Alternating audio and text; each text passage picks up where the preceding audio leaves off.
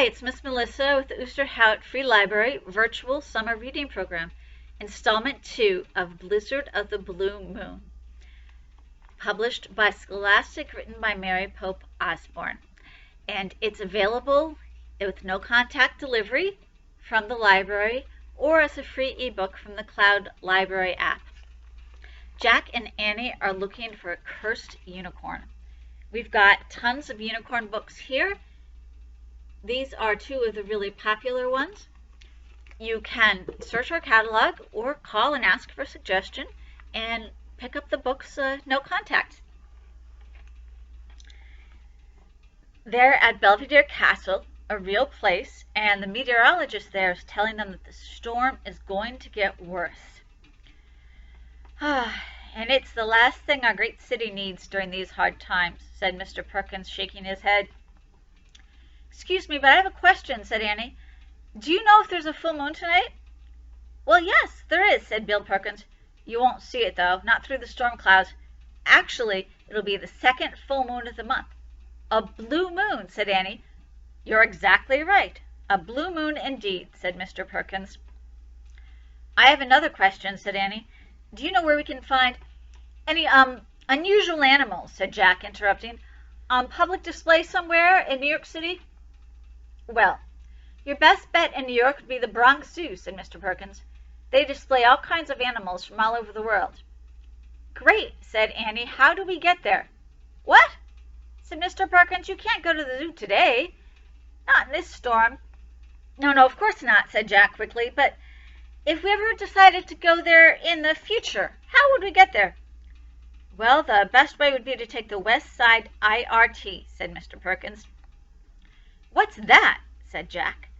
A subway line that runs up the west side, said Mr. Perkins. The number 2 train on that line will take you to the Bronx Zoo. Oh, great, thanks for everything, said Jack. We'd better get going now. He and Annie started towards the door. Wait, there's a telephone upstairs. Let me ring your parents. Perhaps they can come get you, said Mr. Perkins. Well, said Annie, we haven't lived there very long. We don't have a telephone yet. She's right, said Jack, but it's not far to where we live. We just need to get out of the park to the street. To the west side, said Annie. Yeah, the west side, said Jack. Can you tell us how to get there from here? Certainly. Mr. Perkins opened the door. Wind and snow blasted as he pointed to the right. Cross the path and then walk down the stairs. That path will take you out of the park to 81st Street, he said. Hurry home now. We will, said Jack. Thanks a lot, Mr. Perkins, said Annie, and she and Jack headed out to the blizzard. Chapter 4. Hard Times. The wind lashed the bare trees and swept the snow into tall drifts. That way, said Annie. She led the way down the castle steps to the path. Mr. Perkins was a nice guy, said Annie, as they headed towards the west side of the park. Yeah, said Jack. I'd like to go back there someday and see all his weather instruments. Jack and Annie trudged through the storm until they saw buildings just beyond the trees. We're almost out of Central Park, Annie said. Jack looked around. Do you see Teddy and Kathleen? He said. No, but we'd better keep going if we want to get to the zoo today, said Annie. Jack agreed. Mr. Perkins had said that the blizzard was going to turn into a monster after dark, and dark came early in November. They left the park and came to a wide city street. All sorts of things were blowing about in the wind. Newspapers, hats, and umbrellas turned inside out. Jack and Annie grabbed a lamppost and clung to it, trying to keep from getting blown away, too. When there was a lull in the storm, they trudged across the avenue. It was lined with cars half buried in the snow. Jack and Annie started down a side street. They passed an old man and woman huddled in a doorway, wrapped in torn blankets, burning a fire in a small stove. They passed a line of men dressed in ragged clothes, standing outside a building. The sign read, Free Soup. Jack hoped everyone outside would find better shelter before the monster blizzard hit. Excuse me, Annie called to the man in line for free soup. Do you know where the West Side IRT subway is? 2 blocks, said the man. Keep going. Thanks, said Annie. Jack and Annie kept going. They passed a firehouse, a cheese store, and a newsstand. Everything was closed and shuttered. Peddlers' carts were stuck in drifts. Signs banged in the wind. One said, Meatballs and beans, 10 cents. Another said, Zito's Bakery, 5 cents a loaf. A third said, lodging, $2 a week. Jack and Annie crossed the street. They saw newsboys huddled under a theater awning. The boys had wrapped their feet and legs in newspapers to keep warm. "Excuse me, where's the subway?" Jack shouted. "End of the block and around the corner. Green ball," said a boy. "Green ball," wondered Jack. "What does that mean?" "Thanks," said Annie. "You guys should go home. After dark the storm's going to turn into a monster." Jack and Annie trudged on. When they turned the corner, Annie shouted, "Look, a green ball!" On top of a post was a large green ball.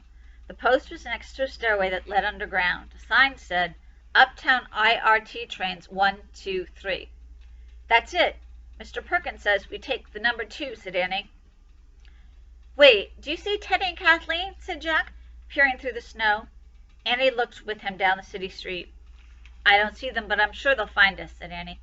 She and Jack started down the stairs that led underground. The stairway was filled with people trying to get out of the storm. Jack and Annie walked with the crowd into the subway station. A long line waited in front of a turnstile. A sign over the turnstile said Subway, 5 cents.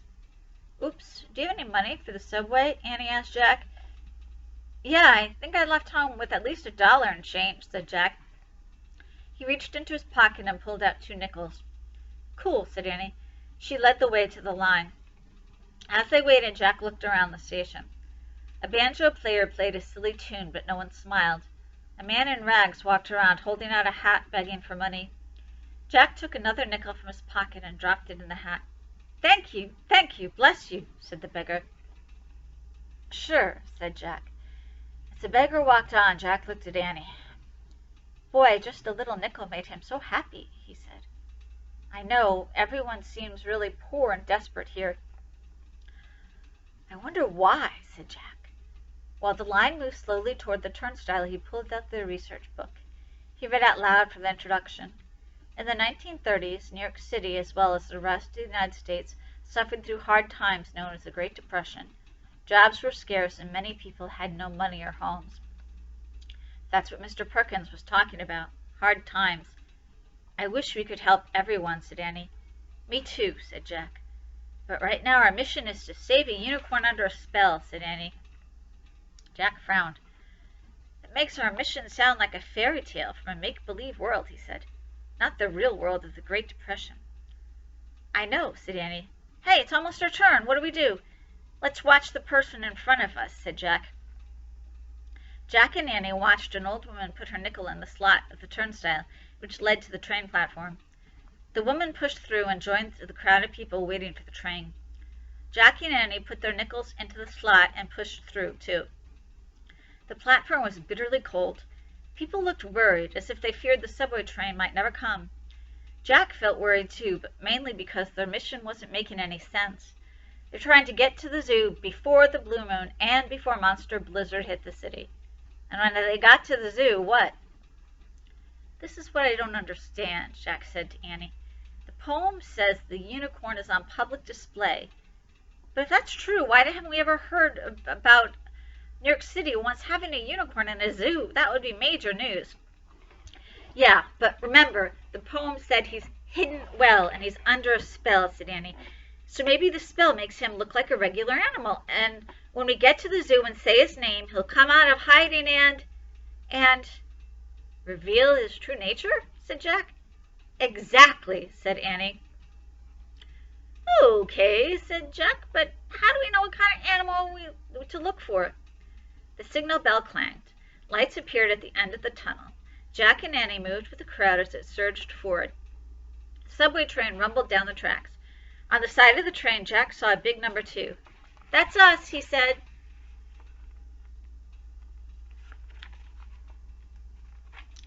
When the train stopped, everyone on the platform crammed inside. Jack and Annie were squashed into one of the first cars. All the seats were taken, so they had to stand in the aisle. They held on to a silver pole as more riders squeezed into the subway car and grabbed straps hanging overhead.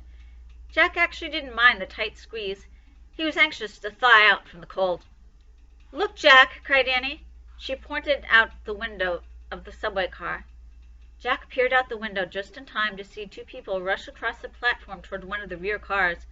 One was dressed in a dark cape and the other in a tan raincoat. A bell sounded. The subway door closed, and the train started down the tracks. "Yay, they're on the train!" exclaimed Annie. "Cool," said Jack, grinning. "We'll see them when we get off." "Hey, where do we get off?" said Annie.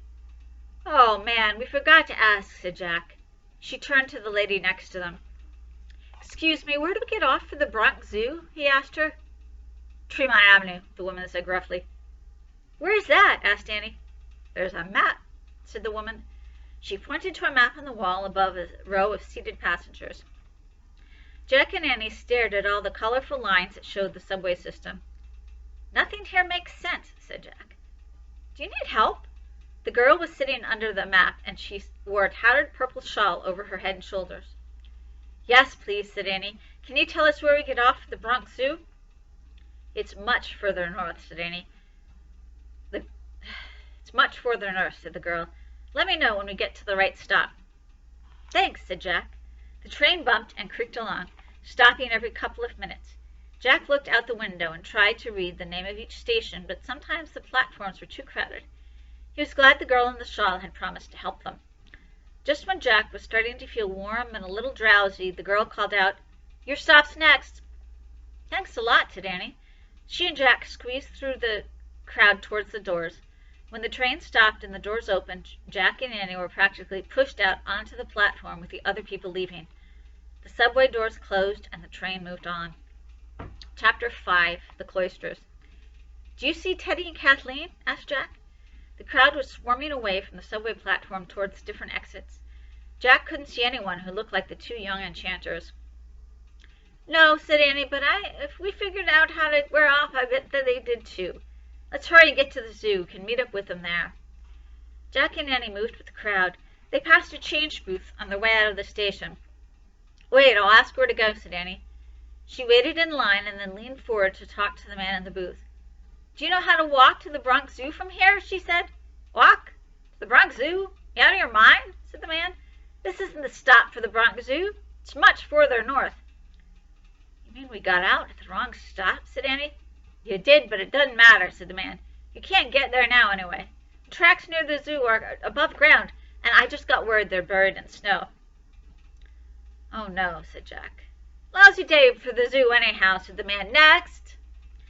Jack and Annie stepped away from the booth and walked out of the subway station. The sidewalk was deserted.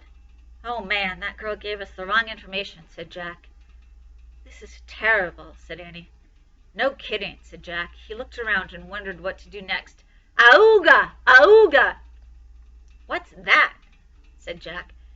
"Looks like a taxi." Annie pointed at a big yellow car with a checkerboard stripe and writing on the side. Its horn let out a loud squawk. "Auga! Auga!" The driver stuck his head out of the window. He wore a big furry cap that came down over his ears. "Need a taxi?" he called. "Yes!" shouted Annie. "Come on, Jack. He can take us to the zoo." Jack hurried after her through the snow. The taxi driver stepped out of the cab and opened the back door. "Hop in," he said. His cheerful voice was muffled through a plaid scarf that covered half his face. "Thanks," said Jack. He stepped onto a running board and climbed inside. The taxi was very roomy. Jack could stretch his legs out and not even touch the front seat. "Boy, lots more room in old cars than ours," he said to Annie. "Yeah," said Annie, "there's no seat belts." "Oh, yeah," said Jack, "I guess old cars didn't have any. I hope this guy's a good driver." The driver slid open a little window that separated the front seat from the back. "Where to?" he asked. "Can you please take us to the Bronx Zoo?" said Annie. "We're in a big hurry to get there," said Jack. "Sure thing, kiddos," said the driver. "Great," said Jack. "How much will it cost?" "About 30 cents," said the driver. "Can you afford it?" "Sure thing, kiddo," said Annie. The driver laughed and closed the window. Then the taxi began moving through the snow. "Everything is so cheap here," Annie said to Jack. "To us it is," said Jack, "but it's the Great Depression. Lots of people don't even have a nickel." The taxi slid over the icy road and bumped over the curb. "Whoa," said Jack, slipping off the seat. "Sorry, kiddos," called the driver. He got the taxi back on the street. Then he plowed through the snow, swerving this way and that. The ride seemed dangerous in the bad weather, but Jack didn't want to get out now. He stared nervously out the window. The streets were empty of people. All the stores were closed and shuttered. Snow was piling up on apartment stoops, fire escapes, and iron balconies. Many of the buildings were shabby and crumbling with broken windows. "Hard times," Annie said softly. "Yep," said Jack. He took a deep breath. The taxi climbed up a road lined with tall evergreen trees. Suddenly it skidded and came to a stop. The engine roared, but the taxi's wheels only spun in the snow. "What's happening?" Jack wondered out loud. He tapped on the glass that separated them from the driver. The driver slid the window open.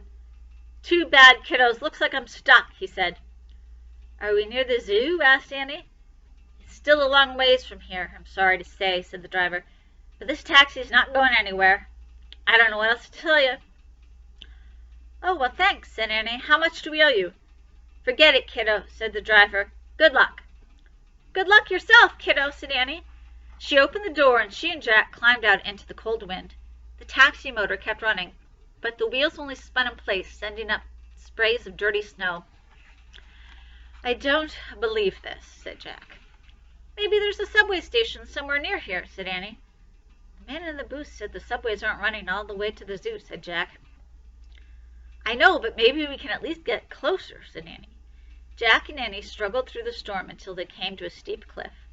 Over the edge of the cliff they saw nothing but a cloud of wind-blown snow. "Where are we?" said Annie. "I've no idea," said Jack. His teeth chattered. His eyes and ears stung with the cold, and his hands and feet felt numb. "Isn't this what frostbite feels like?" he thought. "Numb?" "Let's go back and sit in that taxi until we figure out what to do," said Jack. "At least get out of the wind." "Okay," said Annie. "Maybe the driver will get it going again." Jack and Annie headed back the way they came, but the taxi was gone. "Hey, he must have got unstuck," said Annie, "and he left us." "Oh, man," said Jack. "We're having really rotten luck, and I think I'm starting to get frostbite. Seriously." "It looks like there's a building over there," said Annie. "I see a tower." "Yeah, me too," said Jack. "Let's go there and try to figure out what to do next." Jack and Annie trekked up what looked like a long driveway until they came to the gray stone building. Jack wiped snow from a sign in front. "Cloisters of the Metropolitan Museum, open to the public."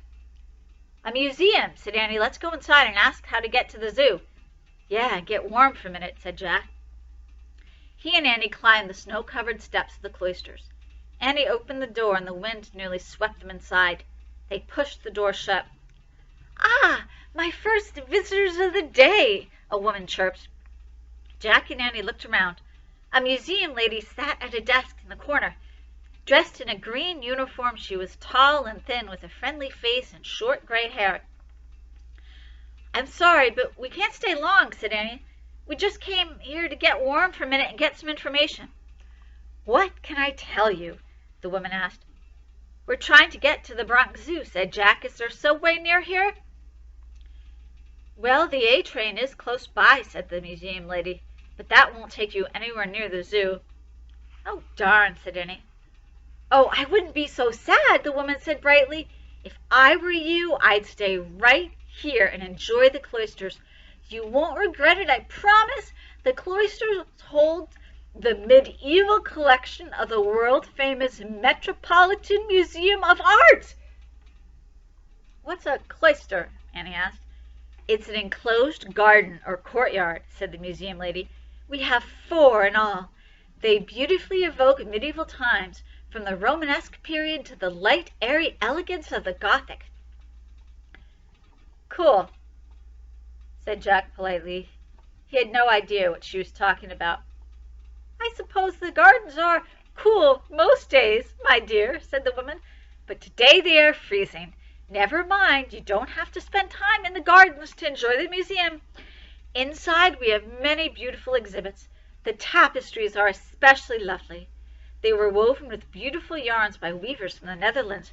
For years they hung in a French castle and managed to escape destruction during the Revolution. Then for 2 generations—" "Excuse me," said Jack. He was eager to end the woman's boring lecture so they could be on their way. But she kept talking excitedly. "The tapestries were used by peasants to protect potatoes stored in their barns until, eventually, a countess rescued them. They were restored, and in 1922, Mr. John D. Rockefeller bought them. Just last year, Mr. Rockefeller gave them as gifts to—" "Oh, that is so cool!" interrupted Jack loudly. He pretended to be interested so they could escape. "We'd love to see them. Where are they?" "The tapestry room is just on the other side of the first cloister," the woman said, pointing. "Turn at that corner, go out the door, and then walk through the garden to the door of the tapestry room." "Let's go, Annie, quick," said Jack. He and Annie went around the corner, out the door, and into a snowy garden. "Whew!" said Jack. "I didn't want to be rude, but we're short on time." "I know," said Annie. "Now what?" said Jack, shivering in the cold. "We need to find out exactly where we are," said Annie, "and where the Bronx Zoo is. Maybe we can just walk there from here." "Come on, let's get inside the tapestry room and check our research book for a map," said Jack. They walked along the edge of the garden under a covered walkway. When they came to a door, Jack pushed it open, and he and Annie slipped out of the cold into a large, warm room. Jack closed the door against the storm and unbuckled his briefcase to take out the research book. "Oh, wow," breathed Annie. What?" said Jack. He looked up. The walls of the room were covered with cloth hangings, tapestries shimmering with gold and silver. "Oh," whispered Jack. "A unicorn," said Annie. Chapter 6. The Hunt of the Unicorn. There were 7 tapestries in all. Each was almost as high as the wooden ceiling. Jack read aloud from a sign on the wall under the first one. "The Hunt of the Unicorn. Tapestries woven in the Netherlands at the end of the 1400s." The first tapestry showed hunters and hounds searching for the unicorn. The second showed the unicorn being found. The other tapestries showed the unicorn trying to escape, leaping from a stream chased by hounds until captured and slain by the hunters' spears. Oddly, the last tapestry showed the unicorn alive again. He was sitting in a garden of flowers surrounded by a wooden fence. There was a wide blue and gold collar around his neck, and he was chained to a tree. "That's him," Annie said softly.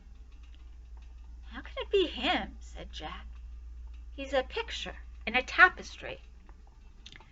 Next time we'll find out what's really going on with that unicorn. It's pretty exciting. We'll see you next time on Book Bites from the Oosterhout Free Library.